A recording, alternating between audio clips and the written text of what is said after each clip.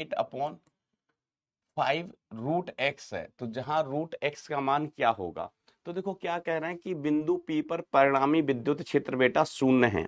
परिणामी विद्युत क्षेत्र किस बिंदु पर? बिंदु P पर कैसा है? शून्य है। ठीक है, तो देखिए ये पॉजिटिव चार्ज है, इसके कारण विद्युत क्षेत्र बेटा यहां होगा। ये नेगेटिव चार्ज है, इसके कारण विद्युत क्षेत्र कहां होगा? इस तरफ होगा, इस तरफ।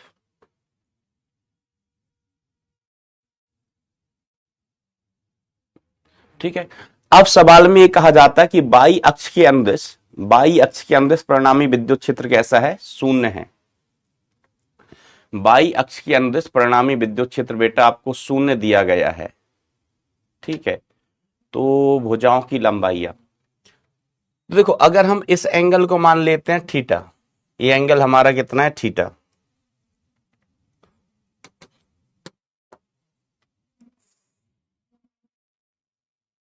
तो ये वाला एंगल भी कितना होगा? थीटा ही होगा। ये एंगल भी थीटा ही होगा। इसी प्रकार से अगर हम इस एंगल को अल्फा मान लेते हैं तो ये एंगल भी अल्फा ही होगा। ये एंगल कितना होगा? अल्फा होगा। ठीक है, अब ये विद्युत क्षेत्र किसके कारण है? Q3 आवेश के कारण। और ये वाला विद्युत क्षेत्र किसके कारण है बेटा? Q2 आवेश के कारण।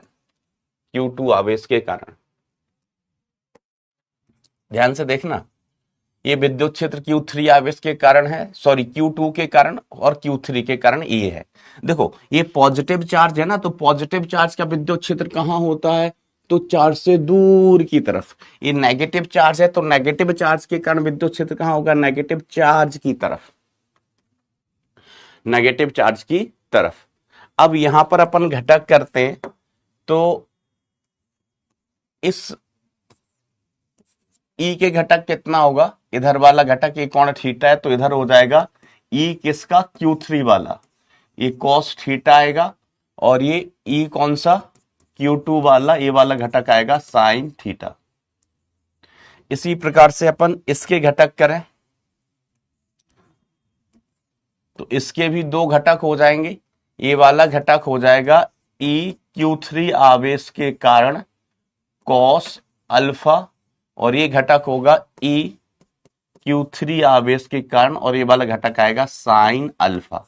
अब सवाल में ऐसा कहा जाता है कि बाई दिशा के अनुदिश विद्युत क्षेत्र शून्य है।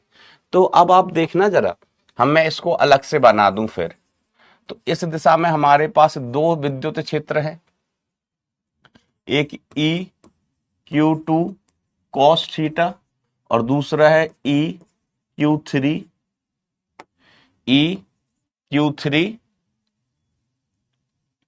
cos alpha. ये तो x दिशा में है, हमसे सवाल में बात की गई है बाई दिशा के लिए। तो बाई दिशा में दो विद्युत क्षेत्र हैं, एक ऊपर की तरफ है ई Q2 के कारण साइन थीटा, और नीचे की तरफ है ई Q3 के कारण साइन अल्फा। तो बाई दिशा में विद्युत क्षेत्र शून्य कब होगा बेटा? तो बाई दिशा में ये दो घटक हैं, जब ये एक दूसरे को कैंसिल कर देंगे तो विद्युत क्षेत्र हो जाएगा शून्य। ठीक है, एक घटक ऊपर, एक घटक नीचे, दो विपरीत घटक हैं। अगर ये बराबर भी हो गए, क्या हो गया बेटा? बराबर, तो विद्युत क्षेत्र कितना हो जाएगा? शून्य हो जाएगा।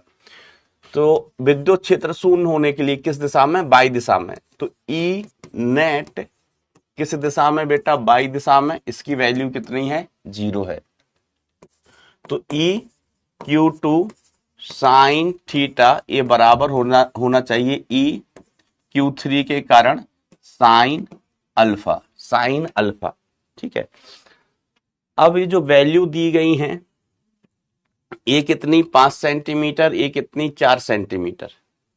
4 सेंटीमीटर बेटा दूरी ये वाली होनी चाहिए मेरे ख्याल से। 4 सेंटीमीटर दूरी कौन सी होनी चाहिए? ये वाली। ठीक है, और ये टोटल कितनी? 5 सेंटीमीटर। ये टोटल दूरी कितनी हो गई बेटा? 5 सेंटीमीटर हो गई है। ठीक है, 4 सेंटीमीटर, 5 सेंटीमीटर, हम्म।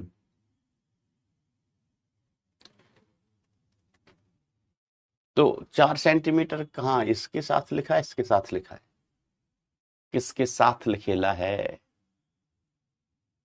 3 5 वो 90 डिग्री। ठीक है।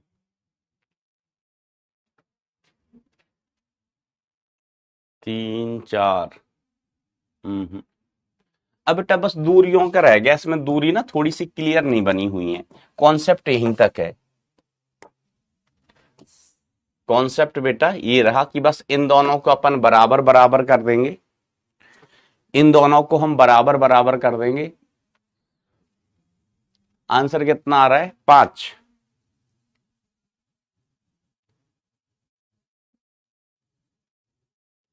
चार कौन सी वाली दूरी है? किसी के पास क्वेश्चन है क्या? ये वाला मॉड्यूल हो तो एक बार चेक करो कि ये 4 कौन सी वाली दूरी दी गई है।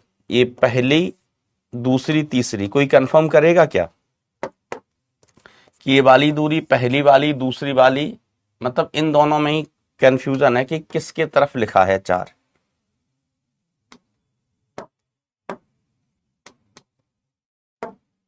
4 इसके साथ है या इसके साथ? ये पहला, ये दूसरा, 4 किसके साथ है बेटा? मेरे ख्याल से इसके साथ होना चाहिए 4। अपने मन से मत बताना ऐसा, बीच वाली है 4।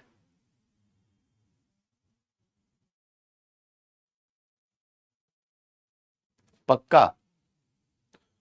2 वाली 4 है, 2 वाली है 4। कुछ एक लिख रहे हैं, कुछ 2 लिख रहे हैं। इसमें देख के मत बताना, अगर आपके पास मॉड्यूल में सवाल हो तो देख के बताना। अब ऐसे कैसे बेटा?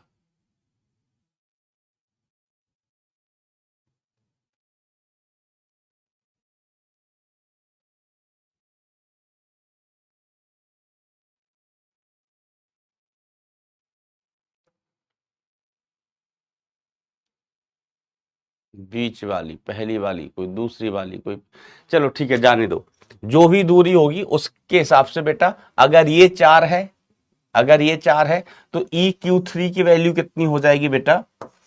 EQ3 कितनी हो जाएगी? K आवेश कितना है? Q3 अपॉन दूरी, हम इस दूरी को मान लेते हैं बेटा, चलिए 22, तो 22 स्क्वायर, और इस दूरी को हम मान लेते हैं x। ठीक है, तो EQ2 कितना आ जाएगा? K Q2 upon x square, x square. ठीक है, बरोबर। ठीक है, अगर ये वाली दूरी 4 है तो हम ये भी निकाल सकते हैं और ये वाली दूरी भी ज्ञात कर सकते हैं। तो x और y के मान अपन ज्ञात कर सकते हैं और साथ साथ थीटा के भी मान ज्ञात कर सकते हैं। साथ साथ अपन क्या कर सकते हैं बेटा? थीटा के मान भी ज्ञात कर सकते हैं। ठीक है, तो इसमें कोई कठिन चीज नहीं है।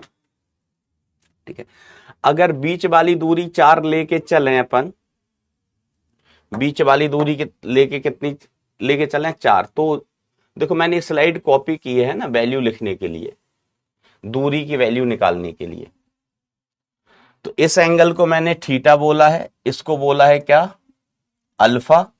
अगर ये 3 है और इसको हम 4 मान लें, जैसा आप कह रहे हैं कि परपेंडिकुलर वाली दूरी 4 है, तो ये वाली दूरी हो जाएगी बेटा 5 सेंटीमीटर पाइथागोरस प्रमेय से, पाइथागोरस प्रमेय से। और ये वाली दूरी 4 है, ये वाली दूरी कितनी है? 2 है। तो ये डिस्टेंस कितनी आ जाएगी मित्रों?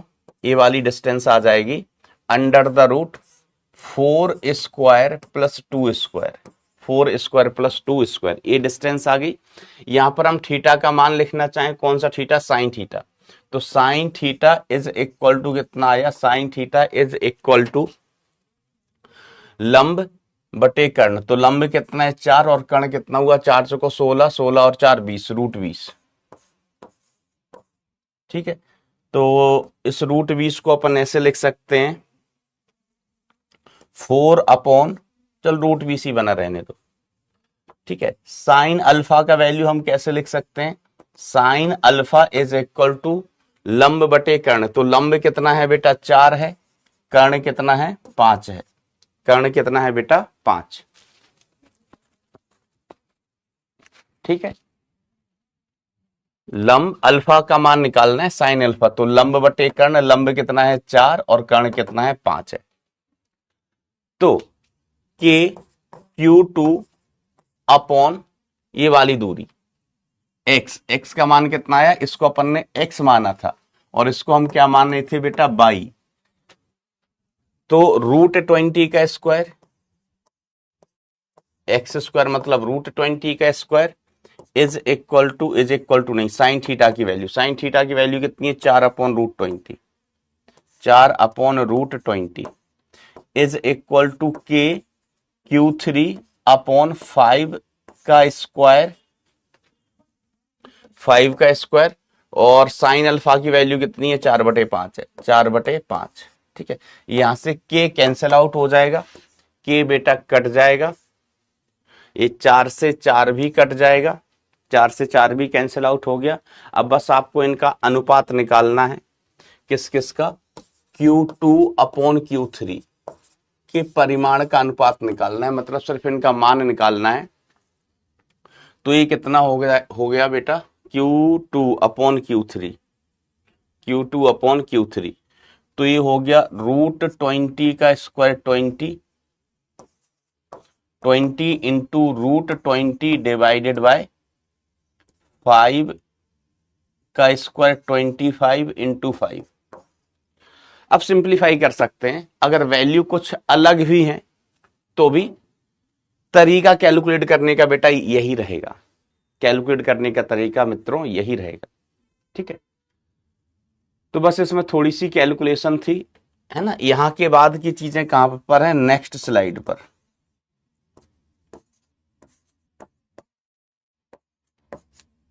नेक्स्ट स्लाइड पर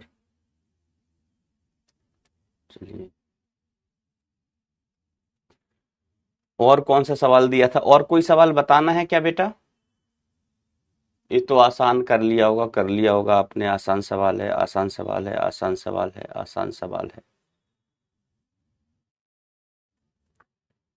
आसान सवाल है।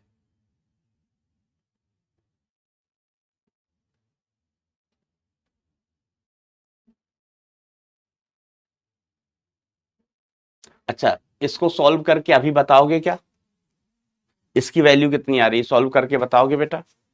All done, very good. ये वाला और बता दो बस, फिर अपन आगे बढ़ते हैं जल्दी से।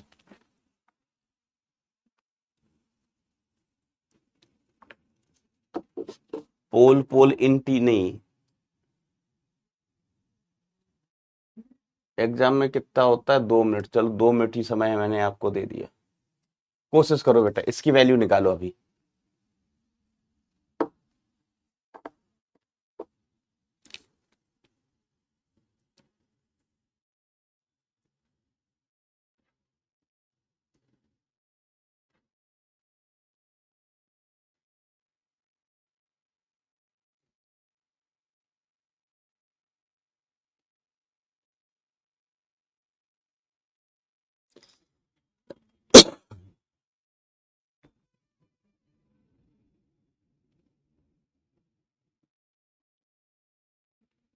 कैलकुलेट करो बेटा।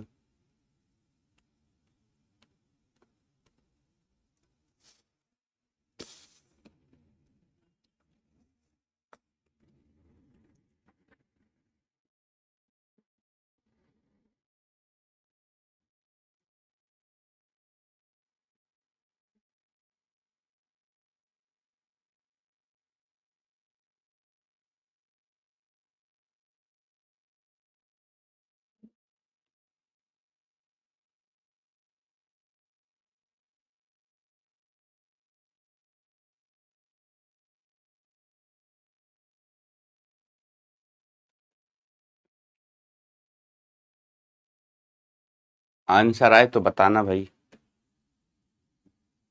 बी बॉम्बे।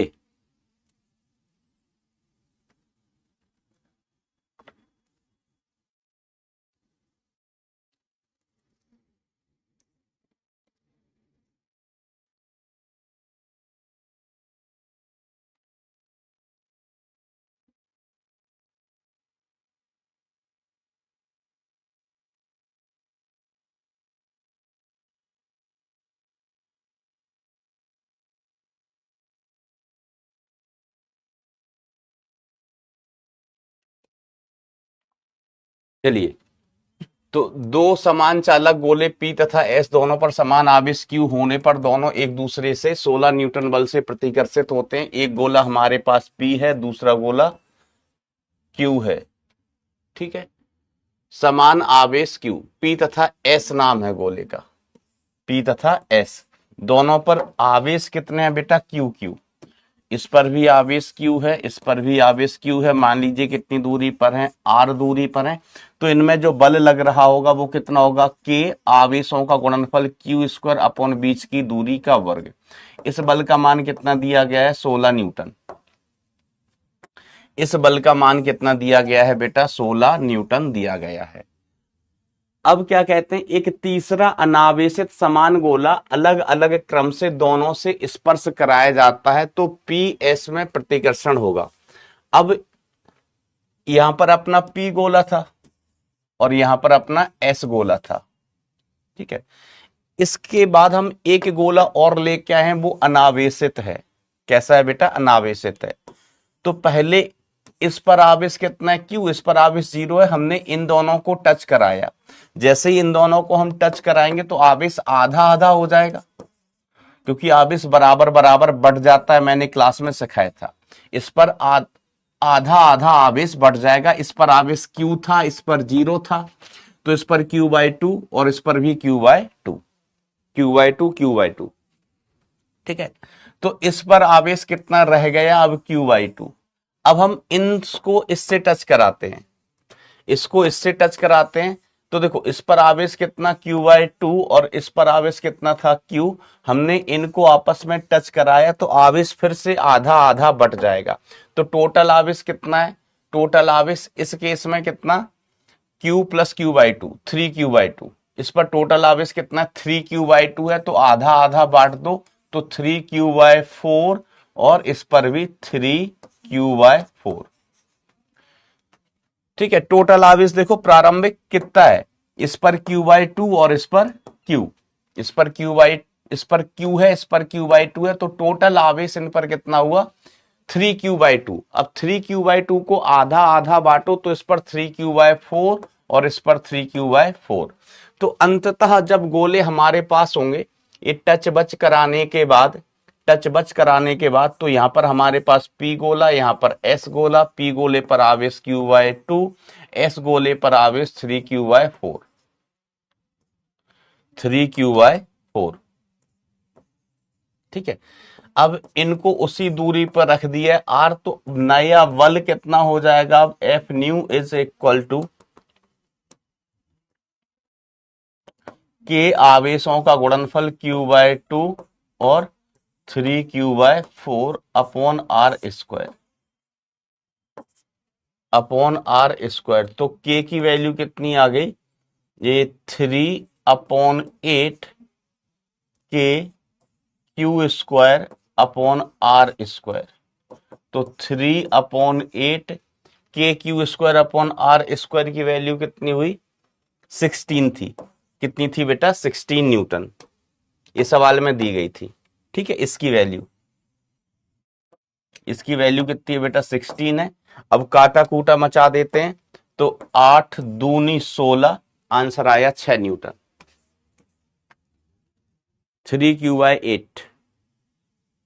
यस, आंसर कौन सा आया बेटा? बी बॉम्बे।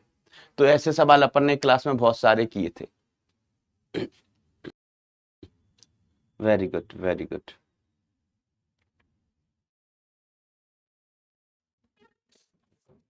अब देखो बेटा, अपन बात करते हैं application of Gauss law. Application of Gauss law, Gauss के नियम के अनुप्रयोग, गॉस के नियम के अनुप्रयोग। ठीक है, तो पहला केस इसमें अपन लेके चलते हैं, है ना? घन से गुजरने वाले फ्लक्स की बात करते हैं। घन से गुजरने वाला फ्लक्स, घन से गुजरने वाला फ्लक्स। ठीक है मास्टर, कर लो बात। तो इसमें अलग अलग केसेस अपन डील करेंगे। पहला केस, केस 1, आवेश घन के केंद्र पर रखा है, केंद्र पर रखा है, आवेश घन के केंद्र पर रखा है। तो एक, तो घन व इसके एक पृष्ठ से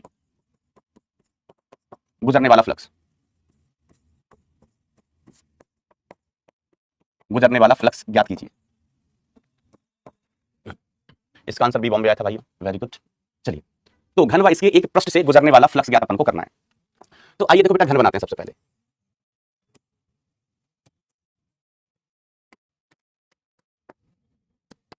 आवेश रखा हुआ है घन के केंद्र पर। आवेश कहां रखा है बेटा? घन के केंद्र पर। आवेश कितना है? Plus Q. तो देखो हम घन को ही क्या मान लेते हैं? गॉसीय सतह। घन को क्या मान लेते हैं अपन? Gaussian surface. गॉस लॉ की एप्लीकेशन है। घन को हम क्या मान लेते हैं बेटा? गॉसियन सरफेस, बोले तो गॉसीय सतह। ठीक है मास्टर, घन को गॉसीय सतह मान लीजिए, मान लिया।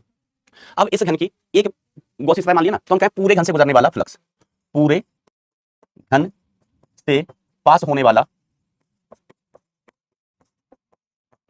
फ्लक्स, पूरे घन से पास होने वाला फ्लक्स। तो बेटा पूरे घन से पास होने वाला फ्लक्स कितना होगा? तो गॉसीय सतह हमने किसको ले लिया? घन को ही। ठीक है, देखो गॉस लॉ लगाने के लिए अपन क्या करते हैं? आवेश को बंद कर दो, आवेश को बंद कर दो सिमेट्रिकल रूप से, सममिताकार रूप से। तो आवेश को बंद करने के लिए हमें एक पृष्ठ की आवश्यकता होगी, और उस पृष्ठ को हम क्या नाम देते हैं? सर उस पृष्ठ को हम नाम देते हैं गॉसीय सतह। तो ये घन ही अपनी गॉसीय सतह हो गई। घन क्या होगी बेटा? गॉसीय सतह।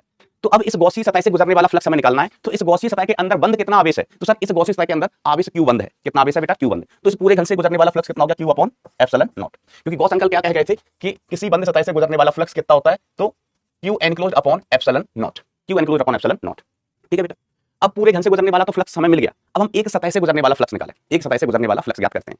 तो अभी ये बताओ कि जो फ्लक्स बाहर आ रहा होगा वो घन की कितनी सतहों से बाहर आ रहा है? तो सर फ्लक्स बाहर आएगा घन की 6 सतहों से। कितने सतहों से बेटा? 6 सतहों से।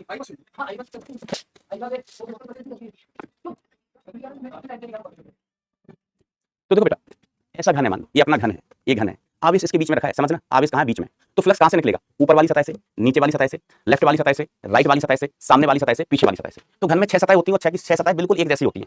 तो हमने लिखा है पूरे घन से गुजरने वाला फ्लक्स इतना, तो पूरे घन का मतलब हो गया 6 पृष्ठ, 6 पृष्ठों से पास होने वाला फ्लक्स, 6 पृष्ठों से पास होने वाला flux Q upon epsilon not. क्योंकि 6 पृष्ठ मिलकर ही घन बनाएंगे। सोचना बेटा थोड़ा, 6 पृष्ठ मिलकर ही क्या बनाएंगे बेटा? घन बनाएंगे। अब हम लिखें एक पृष्ठ से, एक पृष्ठ से,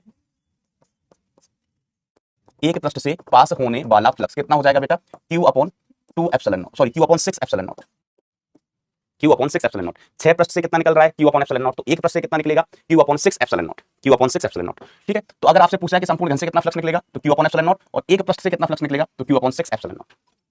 ये बात सभी को क्लियर होनी चाहिए, है ना? एक बार थम्स अप थम्स डाउन हो जाए इस बात के लिए मेरे दोस्तों, फिर हम कारवा आगे बढ़ाते हैं।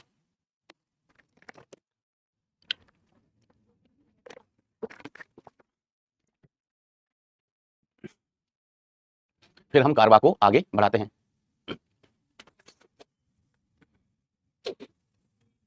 चलिए, अब हम इसमें केस 2 लेके चलेंगे। केस 2, केस 2, आवेश घन की एक सतह के सेंटर में रखा है, सेंटर में रखा है। तो घन से गुजरने वाला फ्लक्स, घन से पास होने वाला फ्लक्स, घन से पास होने वाला फ्लक्स, तो घन से पास होने वाला फ्लक्स। आइए इस केस को भी अपन डील करते हैं। वेरी गुड बेटा, वेरी गुड। तो देखो इस बार आवेश कहां रखा हुआ है? घन के एक पृष्ठ के सेंटर पर। घन के सेंटर पर नहीं है बेटा, घन के एक पृष्ठ के सेंटर पर। ठीक है, जैसे हम घन की ऊपर वाली पृष्ठ को हाईलाइट करते हैं अगर, तो आवेश यहां पर रखा हुआ है, आवेश यहां पर रखा हुआ है एक पृष्ठ के सेंटर पर। ठीक है, अब गॉस लॉ लगाने के लिए हमें क्या करना होगा? गॉस लॉ लगाने के लिए हमें आवेश को बंद करना होगा। तो अभी आवेश बंद है क्या? तो हम कहें नहीं, आवेश ऊपर से खुला हुआ है, आवेश ऊपर से बेटा खुला हुआ है। ठीक है, आप इसको ऐसे समझ लीजिए कि ये अपना एक घन है, इसको घन जैसा मान लो, घन जैसा मान लो। अब आवेश रखा हुआ है यहाँ पर ऊपर, यहाँ आवेश रखा हुआ है, कुछ है जिसको हम आवेश कह सकें, चलो कुछ नहीं, ऐसे मान लो यहाँ पर आवेश रखा हुआ है, इधर रखा है आवेश। अब हमें इसको बंद करना है, तो बंद करने के लिए क्या करना होगा? हमें एक घन और इसके ऊपर रख देना है। जैसे एक डब्बा है, एक डब्बा है, तो आवेश नीचे से तो बंद है, नीचे से आवेश बंद है।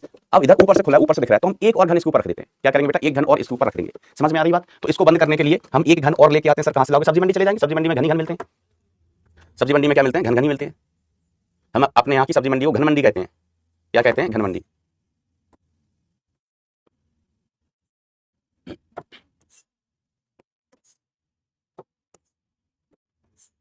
ऐसे अब बंद हो गया भाई, ऊपर से भी बंद है, नीचे से भी बंद है। अब गॉसियन सरफेस आपको अपन किसको बनाएंगे बेटा? गॉसियन सरफेस बनाएंगे बेटा अपन ये दो घन को मिला के जो बड़ी सतह बनी है। ठीक है, ये हमारी गॉसिय सतह हो गई, है ना? ये पूरी अपनी गॉसिय सतह है। पूरी। तो गॉसियन सतह से गुजरने वाला फ्लक्स, गॉसियन सरफेस से पास होने वाला फ्लक्स बताओ कितना। तो गॉसियन सरफेस के अंदर कितना आवेश बंद है, तो सर क्यू आवेश बंद है, तो क्यू अपॉन एप्सिलॉन नॉट। ठीक है, तो गॉसियन सतह किससे मिलकर बनी है बेटा, दो घन से मिलकर बनी है, दो घन से। तो गॉसियन सतह का मतलब होगा दो घन, दो घन से। गॉसियन सतह किससे मिलकर बनी है बेटा, दो घनों से। This is the S Gaussian surface. तो दो घन से पास होने वाला फ्लक्स कितना हो गया बेटा, क्यू अपॉन एप्सिलॉन नॉट। तो एक घन से पास होने वाला फ्लक्स कितना हो गया, Q upon two epsilon not, Q upon two epsilon naught. ठीक है, तो सिंपल सी बात है भाई। अच्छा, अब इस केस में सर ये नहीं पूछ सकते हैं क्या कि एक पृष्ठ से गुजरने वाला फ्लक्स बताओ, किसी एक पृष्ठ से गुजरने वाला फ्लक्स। तो हम कहें नहीं, यहां पर हम किसी, इस केस में फिलहाल किसी एक पृष्ठ से गुजरने वाला फ्लक्स नहीं देख सकते, नहीं ज्ञात कर सकते, नहीं पूछ सकते आपको। क्योंकि सभी प्रश्न सममिताकार नहीं है, सभी प्रश्न सममिताकार नहीं है ना, अलग अलग। जैसे ये अगर हम इस सतह की बात करें तो इस सतह से कुछ अलग फ्लक्स निकलेगा, और इस ऊपर वाली सतह की बात करें तो इस सतह से अलग फ्लक्स निकलेगा, दोनों सममिताकार नहीं है। देखो ये आवेश से अलग दूरी पर है और आवेश से इसकी दूरी अलग है, तो अलग अलग सतहों से अलग अलग फ्लक्स निकल रहा होगा। ठीक है, तो इस केस में ये नहीं पूछ सकते कि किसी एक सतह से कितना फ्लक्स गुजरेगा, क्योंकि सभी से सेम नहीं गुजरेगा, सभी सतहों से सेम फ्लक्स नहीं गुजरेगा। हमारे मित्र पूछ रहे हैं सर गॉसी सतह को चालक होती है क्या? बेटा वास्तव में कोई गॉसी सतह नहीं होती है, काल्पनिक सतह है। काल्पनिक अपने से मान लें यहाँ आवेश बनाए रखा है, तो हम एक कल्पना करें कि मान लो ऐसा गोला होता, वास्तव में नहीं होती गॉसी सतह, ये हम काल्पनिक मानते हैं। ठीक है, तो मुझे उम्मीद है ये केस आपको क्लियर होगा। अब देखिए दोस्तों तीसरा केस, केस 3, आवेश एक घन की भुजा के मध्य बिंदु पर रखा है, मिड पॉइंट पर रखा है। आवेश एक घन के भुजा के मिड पॉइंट पर रखा हुआ है। ठीक है,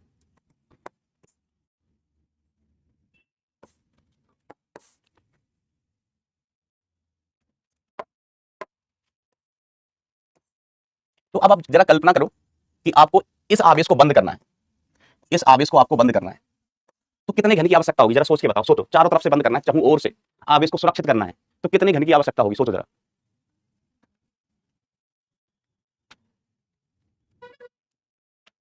टोटल कुल मिला के, इसको भी मिला के कुल कितने घन हो जाएंगे, इसको भी मिला के कुल घन कितने लगेंगे?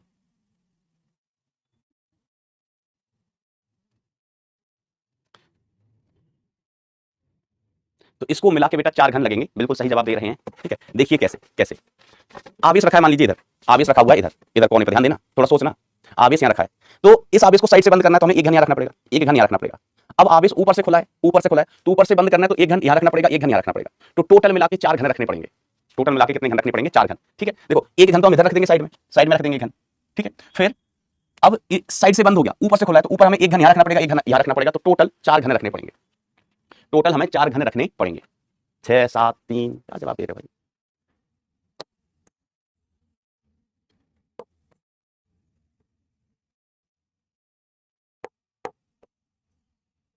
ठीक है,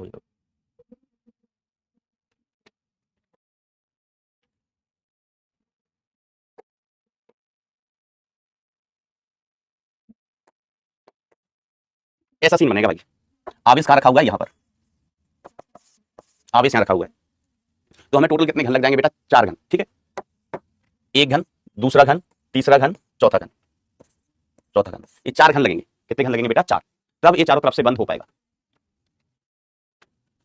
ठीक है, तो इस 4 घन को मिलके, ये 4 घन को मिलके देखो, एक घन तो अपना पहला वाला ओरिजिनल घन तो ये वाला था, ये अपना ओरिजिनल वाला घन था।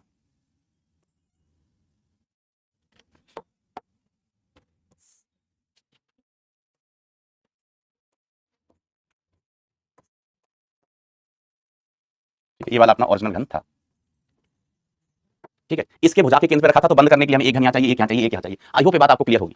ठीक है, तो इस 4 घन मिलके जो सतह बनी है, इसको हम क्या कहेंगे, गॉसी सतह। इसके अंदर आवेश बंद है। ठीक है, तो इस सतह को हमने क्या कहा, गॉसियन सरफेस, गॉसियन सरफेस। तो गॉसी सतह, गॉसियन सरफेस से पास होने वाला फ्लक्स कितना हुआ? तो सर गॉसियन सरफेस के अंदर कितना चार्ज बंद है, क्यू, तो फ्लक्स हो गया क्यू अपॉन एप्सिलॉन नॉट। कितना हो गया बेटा, क्यू अपॉन एप्सिलॉन नॉट। अब जो गॉसी सतह है वो कितने घन से मिलकर बनी है, हाउ मेनी घन are there in Gaussian surface, तो आप कहेंगे सर 4, तो 4 घनों से, गॉसियन सतह 4 घनों से मिलकर बनी हुई है, तो 4 घनों से पास होने वाला फ्लक्स कितना हो जाएगा, Q upon 4 epsilon not, Q upon 4 epsilon naught. तो एक घन से पास होने वाला फ्लक्स कितना, नहीं 4 घन से इतना हो रहा है ना, तो Q अपॉन एप्सिलॉन नॉट ही होगा। तो एक घन से पास होने वाला फ्लक्स कितना, Q अपॉन 4 एप्सिलॉन नॉट। एक घन से पास होने वाला फ्लक्स कितना हो गया, Q अपॉन 4 एप्सिलॉन नॉट। ठीक, तो आपसे यही पूछा जाएगा कि एक घन से पास होने वाला फ्लक्स कितना होना चाहिए, एक घन से पास होने वाला फ्लक्स कितना होना चाहिए। बात क्लियर है क्या? चलो अब अपन आगे बढ़ते हैं, फोर्थ और आखिरी केस डील करते हैं, फोर्थ एंड आखिरी केस डील करते हैं घन के केस का। केस 4, कौन सा केस बेटा, केस 4। ठीक है, आ जाइए कि यदि आवेश घन के एक शीर्ष के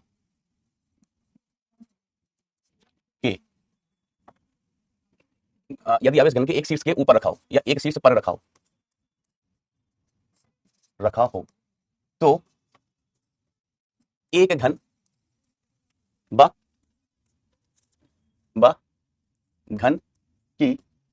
घन के एक पृष्ठ से पास होने वाला फ्लक्स,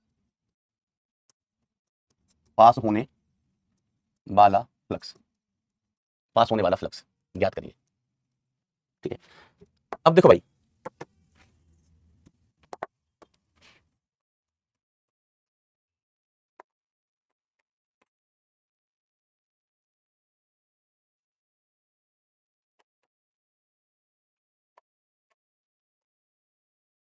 जरा सोचो कि आवेश कहां रखा हुआ है, आवेश यहां रखा हुआ है, यहां पर आवेश रखा हुआ है घन के एक शीर्ष पर, घन के एक शीर्ष पर आवेश रखा हुआ है। तो हमें एक घन और एक घन की एक पृष्ठ से पास होने वाला फ्लक्स निकालना है। तो इस आवेश को बंद करने के लिए हमें कुल कितने घन की आवश्यकता हो जाएगी, इस घन से गुजरने वाला फ्लक्स ज्ञात करने के लिए हमें कितने घन, मतलब इस आवेश को बंद करने के लिए हमें कितने घन की आवश्यकता होगी, इसको मिला के सोचो जरा, इसको मिला के इस वाले घन को भी मिला के, ये आवेश हमें चारों ओर से, चारों तरफ से बंद करना है, चारों तरफ से बंद करना है। तो सोचो हमें कितने घन की आवश्यकता होगी, कहीं से आवेश खुला ना रह जाए।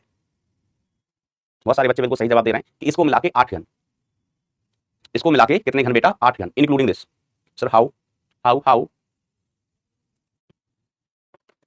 तो ऐसे सोचो बेटा, ये हमारा डिब्बा, इसको मान लो घन, इसको मान लो घन, आवेश कहां रखा हुआ है, इधर इस कोने पर आवेश यहां रखा हुआ है।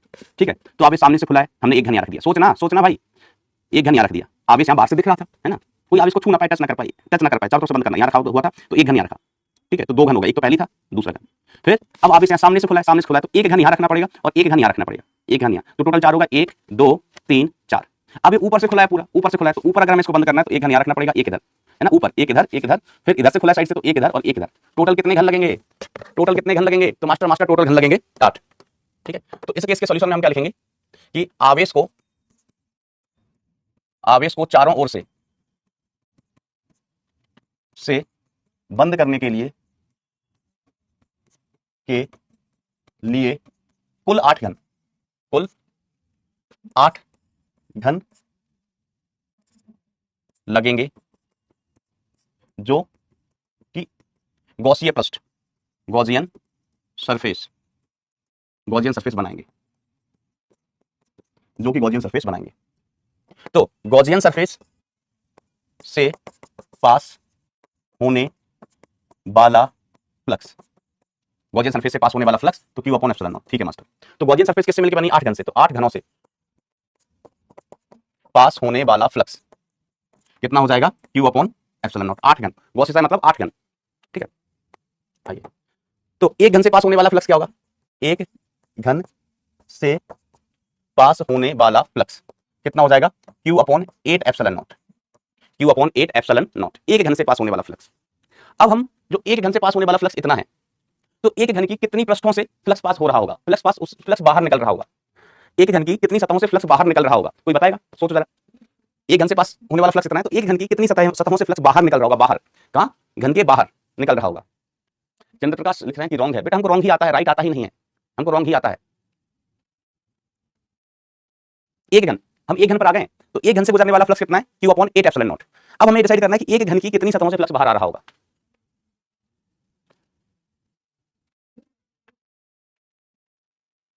तो कुछ बच्चे सही जवाब दे रहे हैं, 3, ज्यादातर बच्चे गलत जवाब दे रहे हैं। देखो बेटा, सुनो ध्यान से सुनो, फिर आंसर करना कि फ्लक्स उसी सतह से बाहर आएगा जो खुली होगी, फ्लक्स उसी सतह से बाहर आएगा जो कि खुली हुई होगी। आवेश हमने रखा था यहाँ यहाँ। अब ध्यान देना, अब एक घन की बात करें तो एक घन की कितनी सतहों से फ्लक्स बाहर आएगा, यहाँ पर रखा हुआ है। तो एक घन हम यहाँ रख देंगे, एक घन यहाँ रख देंगे तो ये वाली बंद हो गई, ये वाली बंद हो गई। हाँ भाई, ये वाली बंद होगी सतह, है ना, यहाँ से फ्लक्स बाहर नहीं निकलेगा क्योंकि यहाँ तो हमने एक घन रखा है, 8 घन लगे थे ना टोटल। तो यहाँ पर एक घन है तो ये वाला फ्लक्स बंद, सॉरी ये वाला सतह बंद। फिर हमने एक घन यहाँ भी रख दिया था तो ये वाला भी सतह बंद, ये वाला भी सतह बंद। और फिर हमने इसके ऊपर भी एक घन रखा था, ऊपर भी एक घन रखा था, एक घन यहाँ रखा, एक घन ऊपर रखा, एक घन इधर रखा, तो 3 सतहें तो ब्लॉक हो गई, 3 सतहें तो ब्लॉक हो गई। बाहर से देखने पर हमें कौन सा सतह दिख रही होगी, एक इधर वाली, एक इधर वाली, एक नीचे वाली, एक नीचे वाली और एक मेरे पीछे इधर वाली, मेरे साइड वाली। आवेश यहाँ था, बंद करने के लिए एक घन आपने यहाँ रख दिया, ऊपर वाली सतह ब्लॉक, एक घन यहाँ रख दिया, नीचे वाली सतह, सामने वाली सतह ब्लॉक, और एक घन यहाँ रख दिया तो ये वाली सतह भी ब्लॉक। अब बाहर से कौन कौन सतह दिख रही होंगी, देखो आवेश यहाँ रखा है जहाँ मैंने इसको पकड़ा हुआ, तो हम बाहर से देखें, हाँ ये वाली सतह हमको दिख रही है, ये वाली दिख रही है और नीचे वाली सतह हमको दिख रही है, और सभी सतहें बेटा ब्लॉक होंगी। तो यहाँ पर आप नोट डाल के लिख सकते हैं, चलो इधर नीचे लिख देंगे। तो एक घन मतलब 3 सतह से, 3 सतहों, अच्छा ये बात क्लियर है कि 3 सतह से फ्लक्स बाहर आएगा, थम्स अप हो जाए इस बात पर भाई। 3 सतहों से पास होने वाला फ्लक्स कितना होगा बेटा, Q/8 एप्सिलॉन नॉट। एक घन मतलब 3 सतह, 3 सतह से गुजरने वाला फ्लक्स, ठीक है। तो एक सतह से गुजरने वाला flux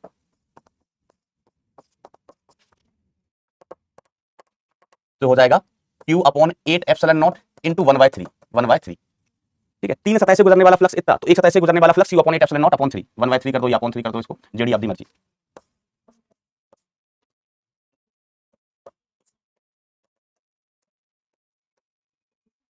Q/24 epsilon not, this will be the answer, ठीक है। तो ये दो सवाल पूछे जाते हैं, एक क्या, एक घन से पास होने वाला फ्लक्स और एक पृष्ठ से पास होने वाला फ्लक्स, और यही केस सबसे इंपॉर्टेंट होता है चारों में। ये वाला इंपॉर्टेंट है और पहला वाला, बीच के दो केस शायद कभी पूछ लें,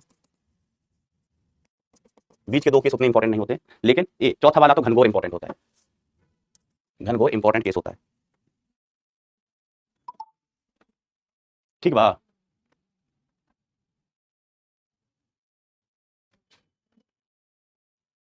सही है बेटा, कोई कंफ्यूजन है? आप देखो बेटा, ये दोनों के लिए, पर ये दोनों के लिए ही इंपॉर्टेंट है, बोर्ड के लिए भी और जेई के लिए भी, ठीक है।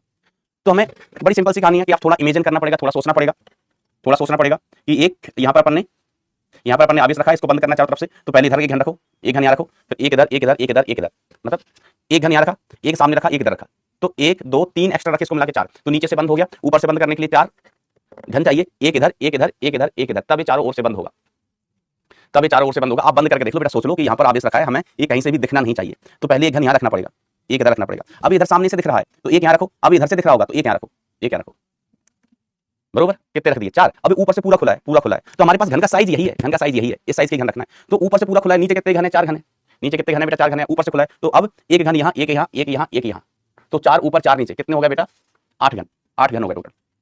अब देखो घन कहाँ कहाँ रखा है, इस सतह पे रखा है, इधर रखा है, इधर घन रखा है, एक घन इधर रखा है, एक इधर रखा है, इधर रखा है। तो इस घन की बात करें, एक घन की जो सतह हमें बाहर से दिखाई देंगी, तो एक तो ये वाली सतह बाहर से दिखाई देगी, एक मेरे तरफ वाली सतह बाहर से दिखाई देगी, और एक नीचे वाली। यहाँ पर घन रखा नहीं रखा सर, यहाँ पर घन रखा नहीं रखा, यहाँ पर घन रखा नहीं रखा, तो 4 सतह बेटा बाहर है, 4 सतह बाहर है, सॉरी 3, 1 2 नीचे वाली 3, एक लेफ्ट वाली, एक मेरे तरफ वाली, एक नीचे वाली, ये सतह ब्लॉक नहीं है, तो फ्लक्स इन 3 से ही निकलेगा, 1 2 3 से, ठीक है। यहाँ पर आपने घन रखा हुआ है, यहाँ पर घन रखा हुआ है, यहाँ पर घन रखा हुआ है, तो एक घन में 6 सतह होती है, उसमें से 3 ब्लॉक हो गई, 3 बाहर से दिख रही हैं, 3 ब्लॉक हो गई बेटा, और 3 बाहर से दिख रही हैं।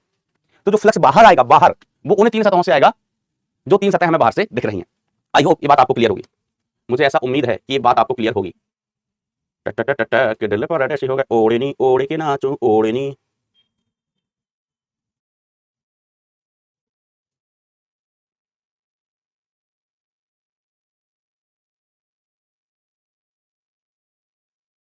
कोई काम का नहीं।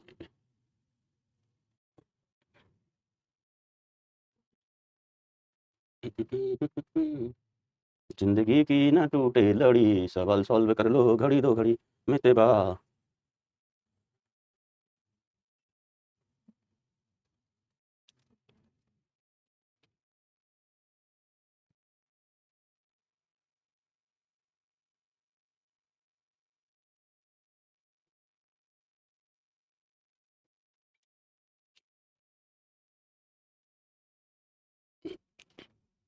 ना तो इसमें तो कुछ नहीं, वो लाइंस ऑफ फोर्स ही होती है भाई, और क्या है।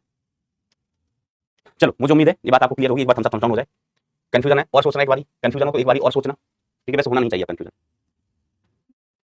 अब कंफ्यूजन होना नहीं चाहिए।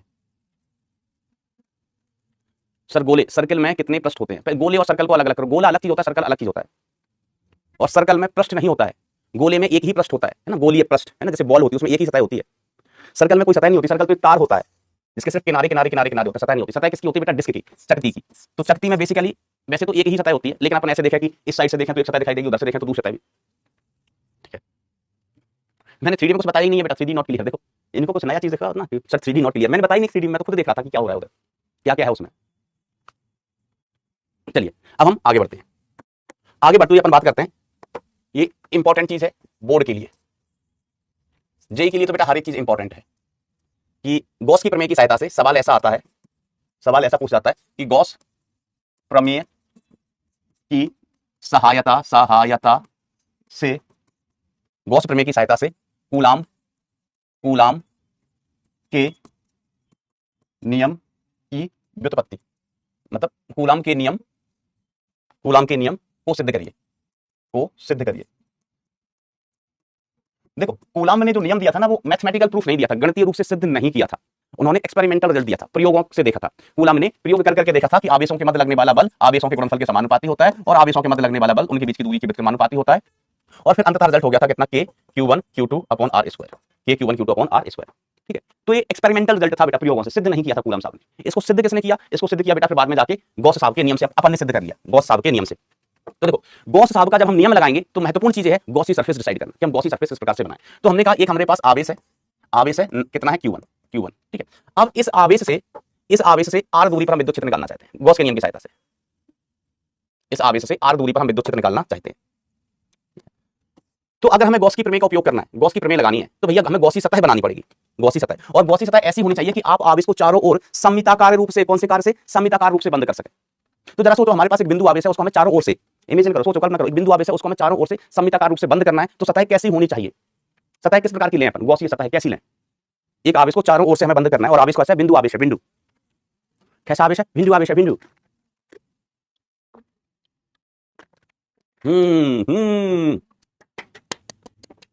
वेरी गुड, गोला गोला, सर्कल नहीं, सर्कुलर नहीं बेटा, सर्कल गोला नहीं होता है। सर्कल ऐसा होता है, सर्कल। अब हम यहाँ आवेश रखते हैं, यहाँ आवेश रखते हैं, तो बंद हो गया क्या ये आवेश?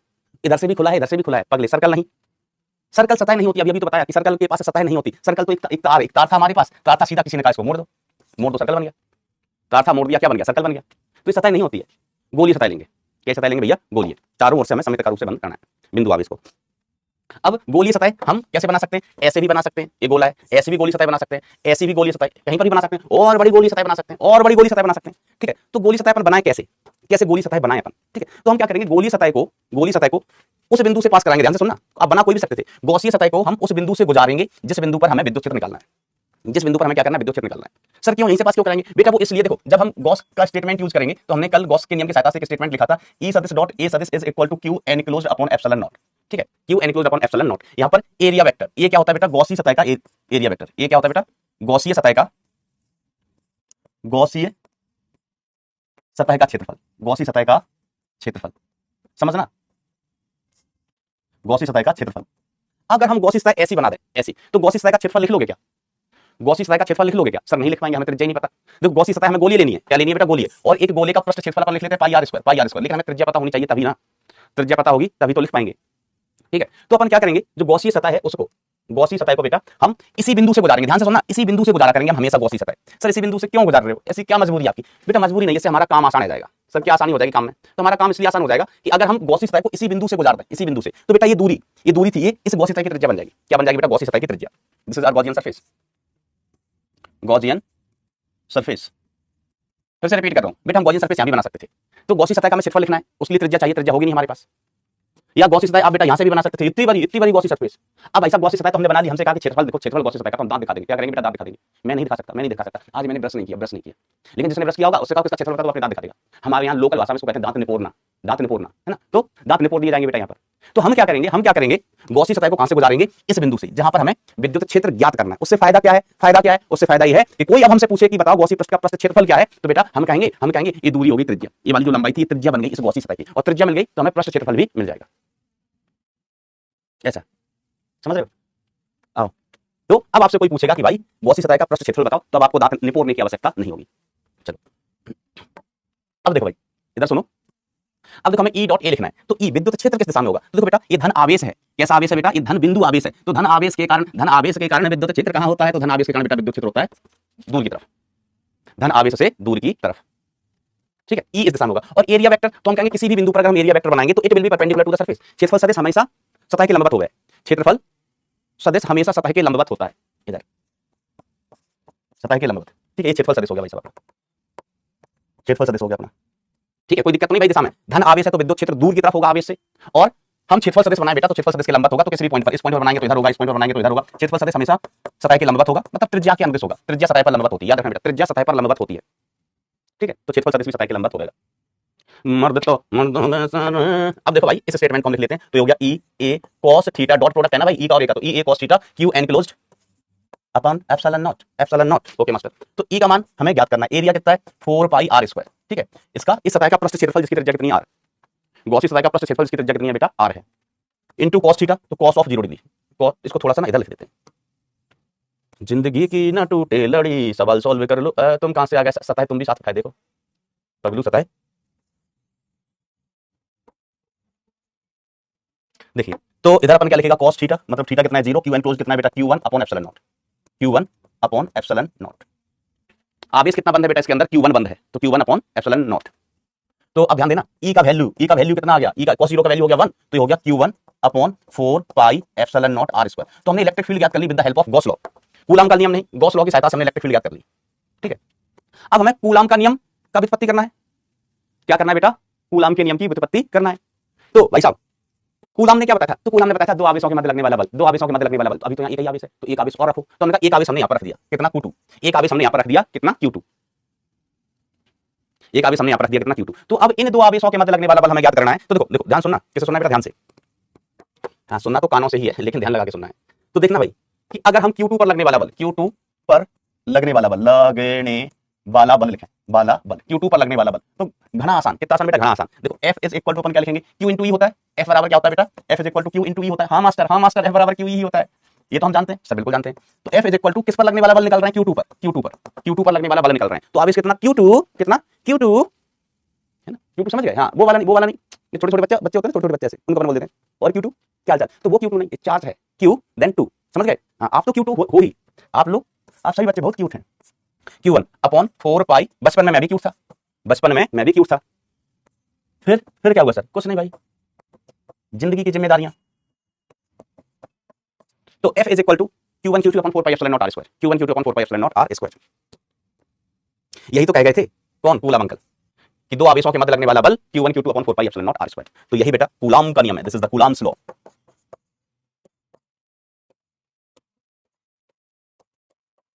This is Coulomb's law. समझ गया बेटा बात को। हाँ मास्टर, ऐसा ऐसा नहीं बेटा, अब नहीं, मैं बचपन में ही क्यूट था। अच्छा, आगे बढ़ते हैं। हाँ बेटा, बताएंगे। चलो, ये हो गया। ठीक है, और यहाँ से हमने बिंदु आवेश का विद्युत क्षेत्र भी ज्ञात कर लिया। अब देखो बेटा, अनंत लंबाई के रेखीय आवेश के कारण विद्युत क्षेत्र क्वेश्चन कराइए। बेटा वो सवाल ही थे जो घन के अपन घन चक्कर बने घूम रहे थे ना, घन के सवाल कर रहे थे, घन के केसेस कर रहे थे, वो सवाल ही थे मेरे भाई, है ना। चलो अगला केस, ये भी इंपॉर्टेंट है बेटा बोर्ड के लिए। ये अभी जो डेरिवेशन मैं बताने जा रहा हूँ, ये सारे के सारे डेरिवेशंस बेटा बोर्ड के लिए इंपॉर्टेंट होंगे, एप्लीकेशंस ऑफ गॉस लॉ में। ठीक है, तो अनंत लंबाई के, अनंत, तुम परिश्रम पता नहीं कौन से बैच के पीछे पड़े रहते हो भाई, आपकी बोर्ड की सारी चीजें में कवर कर दी जाएंगी। अनंत लंबाई के रेखीय आवेश के कारण, रेखीय आवेश के कारण विद्युत क्षेत्र, इलेक्ट्रिक, FIELD, इलेक्ट्रिक फील्ड, साथ देना भैया हमारा। वैसे इसको हम कैलकुलेट कर चुके हैं पहले, लेकिन मैंने आपको बोला था कि जब बोर्ड में पूछा जाएगा तो हमें जो डेरिवेशन करना होगा, व्यंजक ज्ञात करना होगा, वो ज्ञात करना होगा with the help of Gauss law, with the help of Gauss law. तो देखो हमारे पास एक रेखीय आवेश है, हमारे पास कैसा एक रेखीय आवेश अनंत लंबाई का, बहुत ही बड़ा रेखीय आवेश है। और रेखीय आवेश घनत्व कितना है भाई साहब, लैम्डा। रेखीय आवेश घनत्व कितना है भाई साहब, लैम्डा है। ठीक है, अब आप जरा सोच और बताओ कि अगर हमें रेखीय आवेश को सममिताकार रूप से, सिमेट्रिकली बंद करना है, रेखीय आवेश को सिमेट्रिकली चहुं ओर से बंद करना है, तो सतह कैसी होनी चाहिए, सतह कैसा लेना चाहिए हमको, किस प्रकार से सतह लेना चाहिए, सोचो बताओ। रेखीय आवेश है, उसको हमें चारों ओर से बंद करना है भाई साहब, ओ भाई साहब, रेखीय आवेश है, चारों ओर से, चहुं ओर से बंद कर देना है। सोच समझ के बताना है, दांत नहीं निपोड़ना है। दांत तुमने निपोड़े तो तुम्हारी बत्ती सी झरा दी जाएगी। हाँ, आओ दोस्तों आओ।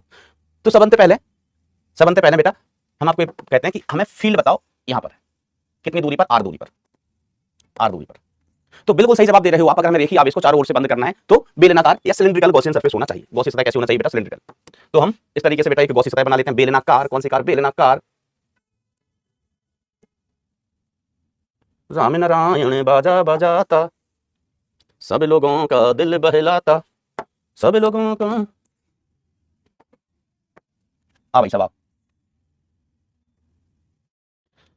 अब इसकी विद्युत बल रेखा सोचो जरा कैसी होती है। मैं भूल गया, घर से याद करके आया था, भूल गया। कितना भूलता हूं यार। इसकी विद्युत बल रेखाएं किस प्रकार से होंगी? रेखीय आवेश की मैं बता चुका हूं अनंत लंबाई, अनंत लंबाई की रेखीय आवेश की विद्युत बल रेखाएं। तो बेटा इसकी जो विद्युत बल रेखा होती है वो त्रिज्यीय बाहर होती है ना, ट्यूबलाइट से जैसे रोशनी निकलती है। ट्यूबलाइट से क्या निकलती है बेटा? रोशनी। वैसे इसकी विद्युत बल रेखाएं होती हैं। तो इलेक्ट्रिक फील्ड की मैं दिशा बनाऊं, इलेक्ट्रिक फील्ड की दिशा, तो जिंग, ये होगी अपनी इलेक्ट्रिक फील्ड की दिशा। ठीक है, इस पॉइंट पर निकालना था, तो जिस पॉइंट पर हमें निकालना इलेक्ट्रिक फील्ड, हम उस पॉइंट पर बात करेंगे। This will be the direction of electric field. ठीक है, एक ही नहीं होगी बेटा, है ना, रेडियली आउटवर्ड ऐसे बहुत सारी होगी इलेक्ट्रिक फील्ड, है ना। विद्युत बल रेखा मैंने इसकी बना के बताई थी आपको, साइड व्यू भी बनवाया था, याद करो जब हम विद्युत बल रेखा पढ़ रहे थे तब नहीं बेटा, जब हमने रेखीय आवेश पहले बताया था तब आपको बताया था कि विद्युत बल रेखाएं कैसी होंगी, है ना। तो इस तरीके से त्रिज्यीय बात ऊपर से देखें या नीचे से देखें, नीचे से ऐसे देखें, क्यों विद्युत बल रेखा तुम कैसी हो, विद्युत बल रेखा तुम कैसी हो। हम नीचे से देखेंगे तो विद्युत बल रेखा में ऐसे दिखाई देंगी, day day day day day day ऐसे भाई साहब, ऐसे।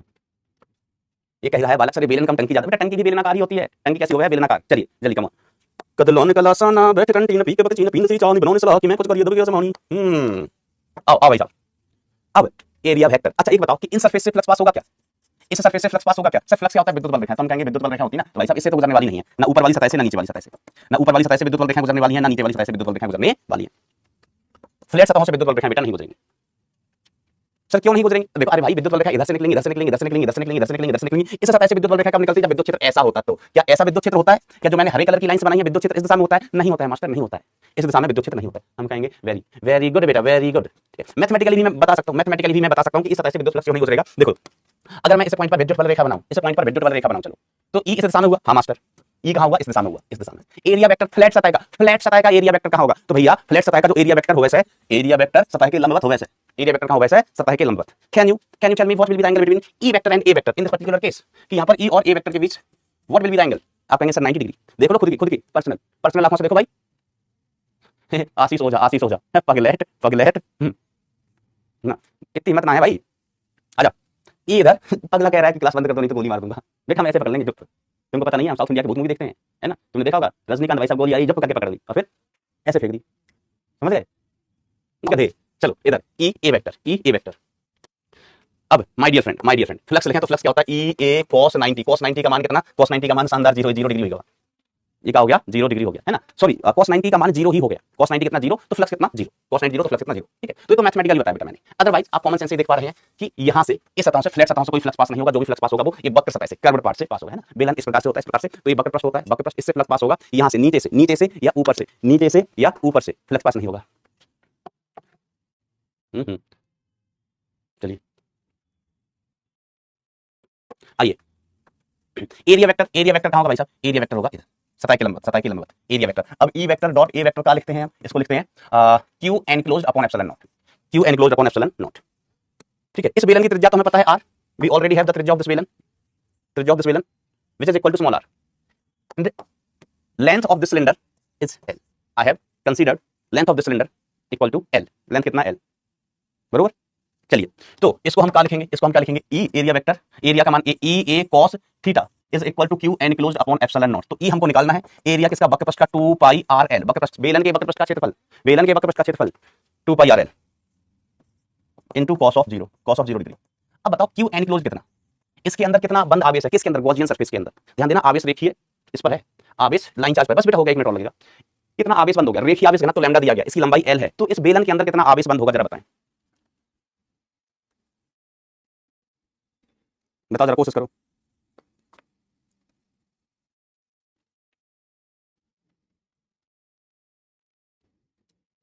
कोशिश करो।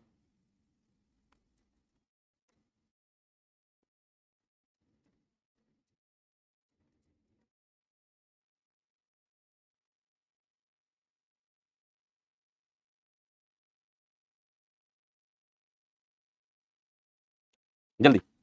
तो लंबाई कितनी है भाई? लंबाई कितनी भैया? देखो एक इकाई लंबाई में आवेश कितना? लैम्डा। एक इकाई लंबाई में आवेश कितना? लैम्डा। और इसकी लंबाई कितनी है? एल। लंबाई कितनी है? एल, है ना। तो क्यू एनक्लोज इसके अंदर बंद। देखो बेटा आवेश इसी में बंद है।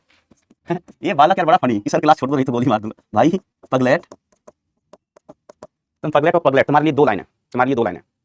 तुमने जो मेरी मौत का इंतजाम किया है, तुमने जो मेरी मौत का इंतजाम किया है, मेरा काम ही आसान किया है। मेरा दिल तो वैसे भी खिलौना है, मेरा दिल तो वैसे भी खिलौना है, तुमने खेल के कौन सा बड़ा काम किया है। पगलेट कह रहे क्लास छोड़ दो नहीं तो गोली मार देंगे।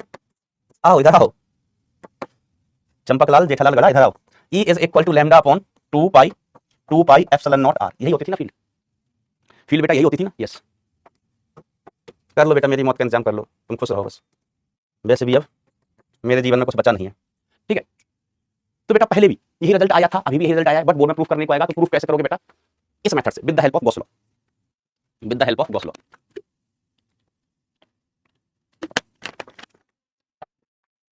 चलिए तो आज के लिए इतना ही। हाँ थोड़ा दो चार मिनट ज्यादा हो गए। हाँ तो 2-4 मिनट बेटा लेट भी तो आए थे आप, 7:34 पर आए थे बेटा आप क्लास स्टार्ट करने।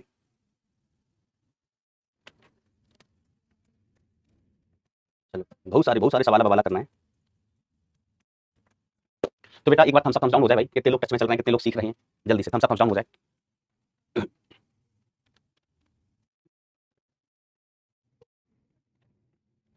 ये बोल रहा मैं लेट आया था, बेटा मैं लेट कहाँ से आऊंगा, मैं तो यहीं सोता हूँ। लेट कोई आदमी तब आएगा ना जब वो कहीं जाएगा, मैं जाता ही नहीं हूँ, मैं तो यहीं सो रहा था, बस मुझे किसी ने जगाया नहीं टाइम पे।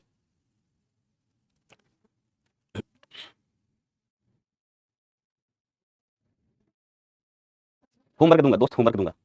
शाबाश बेटा शाबाश, वेरी गुड बेटा वेरी गुड। चलो मन लगा के दिल लगा के, मन लगा के दिल लगा के, दिमाग लगा के पढ़ाई करते हैं। Thank you so much, tata bye, take care, love you all.